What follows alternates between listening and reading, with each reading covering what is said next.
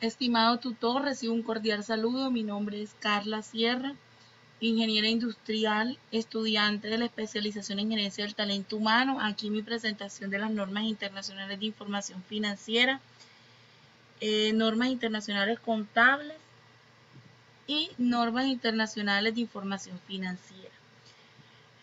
A continuación vamos a desarrollar las preguntas que se plasman en la actividad. Entonces, en primera medida, ¿qué son las normas internacionales de información financiera y qué persiguen? Las normas internacionales de información financiera, conocidas por sus siglas en inglés como IFRS, son un conjunto de normas internacionales de contabilidad publicadas por el International Accounting Standards Board. Se definen dentro de la introducción de este texto oficial sobre las normas internacionales de información financiera, o también conocido como el Libro Rojo, como los requerimientos de reconocimiento, medición, presentación de información relevante que se refieren a las transacciones y sucesos económicos que son importantes en los estados financieros con propósito de información general. Dicho en otras palabras, se trata de los criterios a modo de introducciones para la apropiada evaluación, registro y comunicación de las transacciones que realiza cualquier empresa o cualquier entidad con fines de lucro. El producto final son los estados financieros básicos que permiten a todos los usuarios de ellos, que permiten y facilitan la toma de las decisiones. Los elementos señalados en cada norma son los objetivos de emisión, los rubros a los que aplica, reglas de evaluación, momentos de reconocimiento, revelaciones de estado financiero. Entonces la idea es que mediante un ejemplo se defina cada uno de estos elementos que se plasman en cada norma. Entonces, en primera instancia, el objeto de emisión consiste en enunciar el propósito de utilizar cada norma en lo particular, así como el efecto esperado en la información financiera emitida. Un ejemplo de objeto de emisión es prescribir el tratamiento contable de los inventarios. En segunda instancia, el segundo elemento sería rubros a los que aplica, también denominados alcance. Nos guía a través de los rubros que serían afectados por los principales prescritos. Un ejemplo de rubros de aplicación son cualquier tipo de inventario, excepto obras de construcción en proceso de realización, instrumentos financieros y los activos biológicos. Las reglas de evaluación, como lo dice la palabra evaluación, indica la forma apropiada para determinar el valor que finalmente quedará expresado en los estados financieros. Un ejemplo es el costo de los inventarios que se asigna utilizando el método primeras entradas, primeras salidas. Momentos de reconocimiento. Este nos da a conocer las condiciones o enumeración de requerimientos que deben cumplirse para poder registrar contablemente algún evento económico o financiero. Es cuando los inventarios sean vendidos, el importe se reconoce como gasto del periodo con los correspondientes ingresos ordinarios. Y por último, revelaciones en estados financieros. Cuando ya los registros empresariales han sido modificados, cada norma indica los datos mínimos que se deben comunicar específicamente a los usuarios de los estados financieros. Un ejemplo son las políticas contables, el importe en libros, clasificación, entre otros. La segunda pregunta, ¿cuándo empiezan a aplicar en Colombia? Digamos que la aplicación de estas normas depende de la empresa a qué grupo pertenezca. Aquí al lado derecho de la presentación encontramos como las características de las empresas del grupo 1. En resumen, son el primer rengloncito acá del cuadrito que está en la parte izquierda. Dice, las empresas emisoras de valores y entidades de interés público, quienes aplicarán las normas internacionales de información financiera plenas. La fecha de transición de balance de apertura es el 1 de enero del 2014, que fue el año pasado. Fecha de aplicación, primer comparativo, 31 de diciembre del año pasado. Y la fecha de reporte de los estados financieros es este año, el 31 de diciembre. Las del grupo 2, como en la anterior página, nosotros acá en la parte derecha tenemos las características que deben cumplir. Y acá he aquí un resumen, las empresas de tamaño grande y mediano que no sean emisores de valores y que no sean entidades de interés público, quienes aplicarán normas internacionales de información financiera pymes. La fecha de transición, el balance de apertura fue el 1 de enero del 2015. La fecha de aplicación del primer comparativo es el 31 de diciembre del 2015 y la fecha del reporte de estados financieros es el 31 de diciembre del 2016 del año próximo.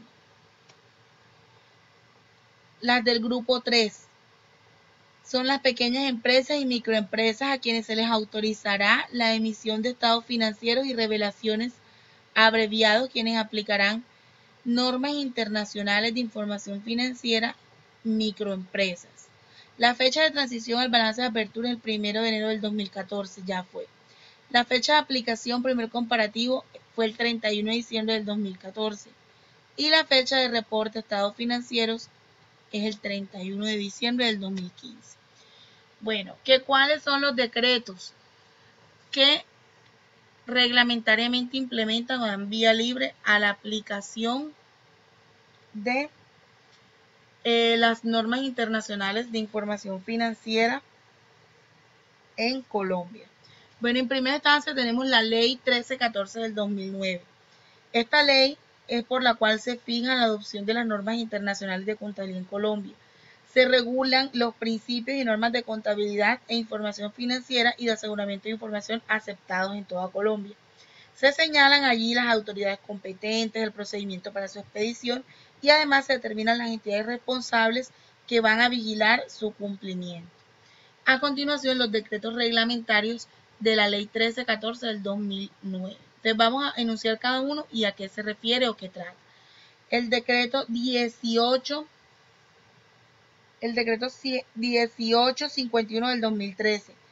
En este decreto se reglamenta la Ley 1314 del 2009 sobre el marco técnico normativo para los preparadores de información financiera que se clasifican en el literal A del parágrafo del artículo 10 del decreto 2784 del 2012 y que hacen parte de las empresas del grupo 1.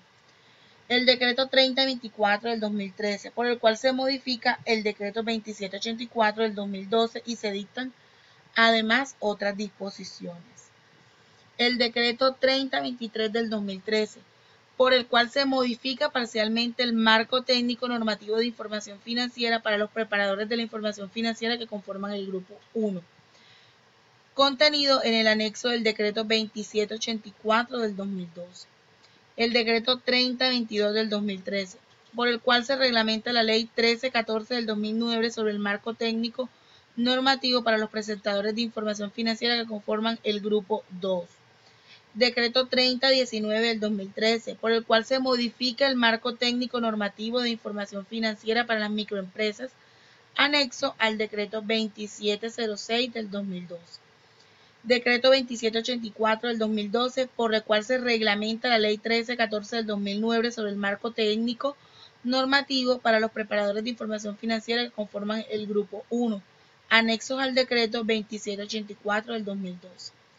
Decreto 2706 del 2012, se reglamenta la Ley 1314 del 2009 sobre el marco técnico normativo de información financiera para las microempresas.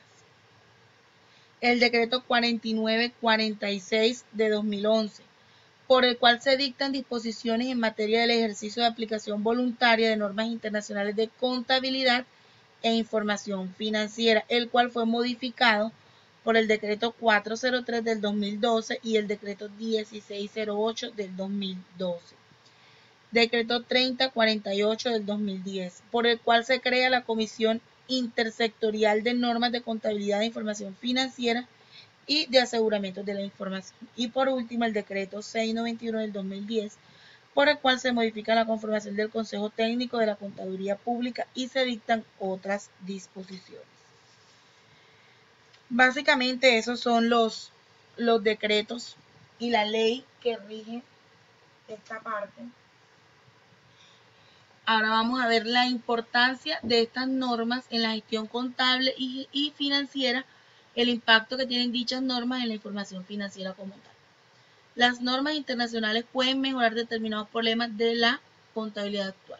En primera instancia, un punto muy importante, un beneficio que les otorga a las empresas es que la información contable tiene que ser comparable a nivel internacional. La adopción de las normas internacionales de información financiera le permite a cualquier empresa presentar sus estados financieros en las mismas condiciones que sus competidores a nivel extranjero, lo que hace más fácil la comparación de la información financiera. Partiendo de esto, puede hacer mucho para mejorar la situación actual. ¿Sí? pues tenemos una relación con la problemática de las diferencias contables internacionales, por lo que se hace necesario que los gobiernos, los organismos reguladores y los contables aceleren la convergencia de las normas contables para poder adoptarlas lo antes posible.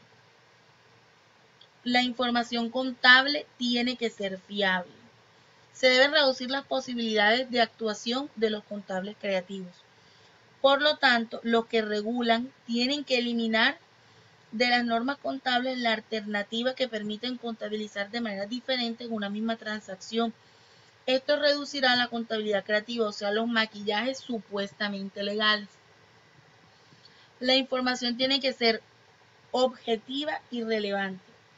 Estos dos objetivos a menudo le quitan como prioridad el uno al otro, son incompatibles, mejor dicho. Pero es importante que se le dé prioridad al precio de adquisición por el lado de la objetividad, y mientras que en el lado de la relevancia implica dar prioridad al valor del mercado. Entonces, la versión actual de las normas internacionales contables y las normas internacionales de información financiera permiten en su mayoría de elementos el balance de la situación, es decir, el balance entre el valor de adquisición y el valor razonable. ¿Sí? Esto nos garantiza una mayor objetividad y una mayor relevancia en la información contable. Para garantizar la objetividad, las cuentas deberían prepararse siguiendo el criterio del valor de adquisición. De todas formas, para cumplir con el objetivo de aportar información relevante, es muy deseable que las empresas también estuvieran obligadas a facilitar información complementaria sobre los valores razonables tanto de sus activos como de sus pasivos. Bueno, este es un libro, esta es la bibliografía donde pude hacer las diferentes consultas. Lo encontré por Google Books, es un libro electrónico que es la primera referencia, y en una página web que relaciono acá en la bibliografía. Muchísimas gracias por su atención.